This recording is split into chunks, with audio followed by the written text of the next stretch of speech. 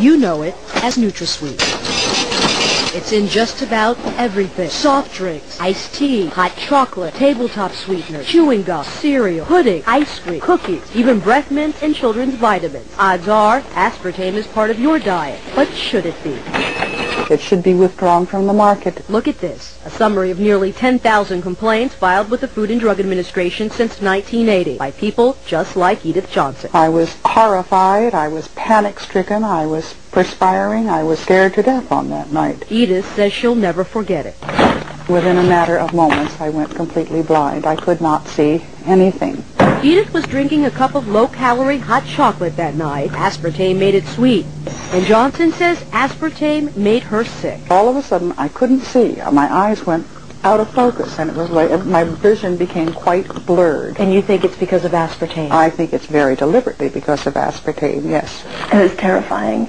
Kate Randall thought she was going crazy. I started popping in my hands and twitching in my feet, my legs, my knees, my upper legs, and shoulders and arms and everywhere. Like millions of Americans, Kate Randall was a Diet Coke drinker, a big one. 9 Diet Cokes a day. For how long? 5 years. Every day. Every day. Kate Randall isn't the only one who believes NutraSweet is dangerous.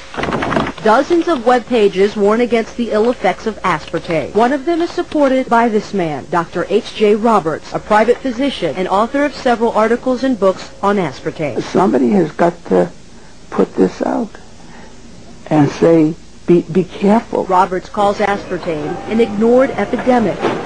Is that I have over 1,300 in my own database that people had terrible reactions to products containing aspartame. Dr. Olney, do you think that aspartame should be on the market today? No, Why not? because it hasn't been demonstrated to be safe. Dr. John Olney is a researcher at Washington University in St. Louis.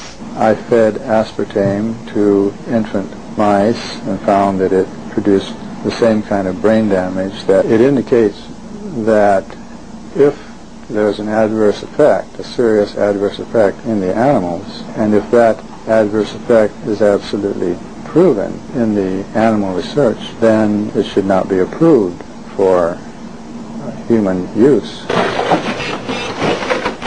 Dr. Olney took his findings to the Food and Drug Administration as Cero, the company that developed aspartame, pushed to get the new sweetener to market. The FDA looked at the research and in 1975 put aspartame's approval on hold. It set up an independent panel of doctors to study aspartame. In 1980, that public board of inquiry unanimously ruled aspartame should not go on the market. We had a major responsibility to evaluate. Dr. Vernon Young from MIT is the only surviving member of the board of inquiry.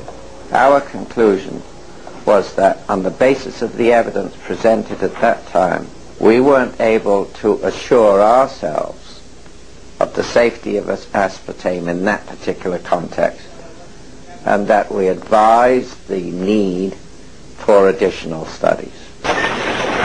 They had some concerns about it and felt that there should be additional animal studies done before it was approved. Dr. Jerry Goyen was the FDA commissioner then. I looked at that, read it at the time, obviously, and said that, well, what we had to do next was set up an internal committee of people who had played no part in previous studies of aspartame.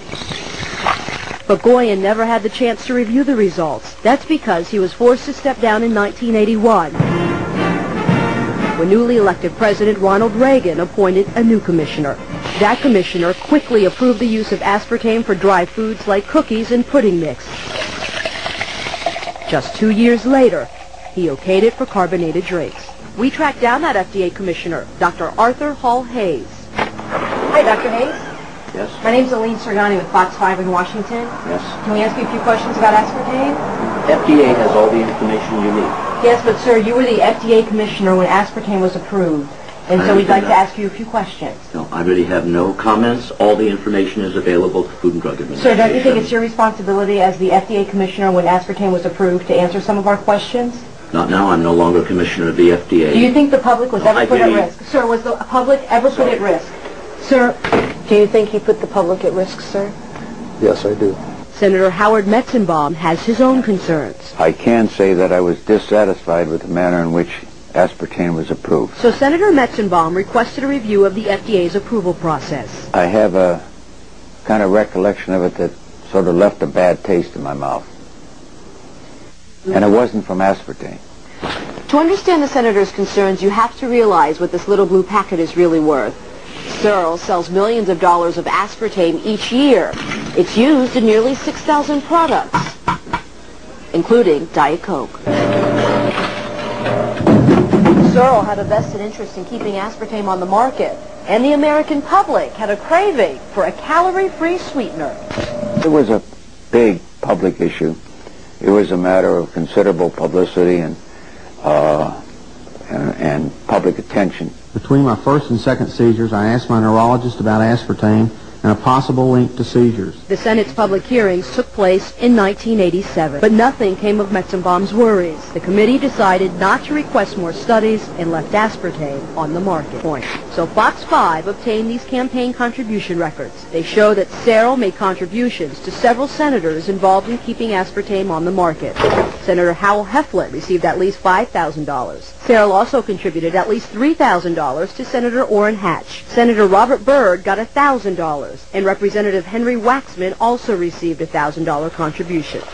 And that's not all. We also learned that several federal officials were investigated for possible ties to Searle. I think the chairman of the FDA wound up in having some sort of economic relationship beneficial to himself with Searle Manufacturing, who at that time owned the rights to aspartame. The issue is really not an issue of science, it's an issue of politics.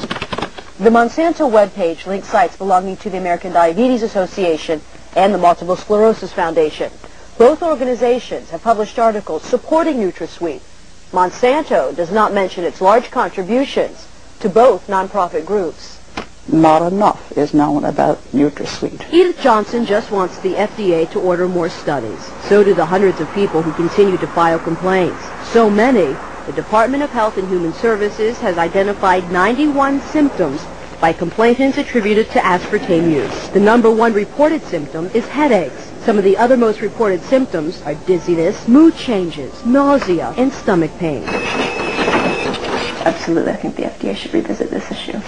But for now, the FDA has no plans to revisit the issue. The agency wouldn't even designate someone to speak with us on camera. But FDA officials did recently speak with members of the Aspartame Consumer Safety Network. James Turner and Mary Stoddard say they've been trying for years to convince the FDA that aspartame should be taken off the market, but their most recent attempt failed.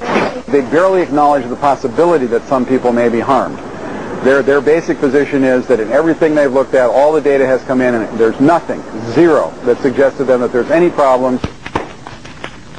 The Food and Drug Administration maintains aspartame is safe, but that's no comfort for Edith Johnson. You are talking with a very angry lady. I am furious today. They had no right to market it. My message to people is drink water. You don't need aspartame in your life.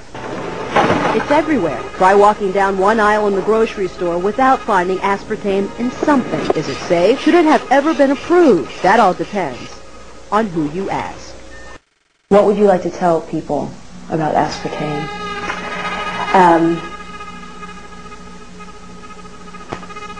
Avoid it.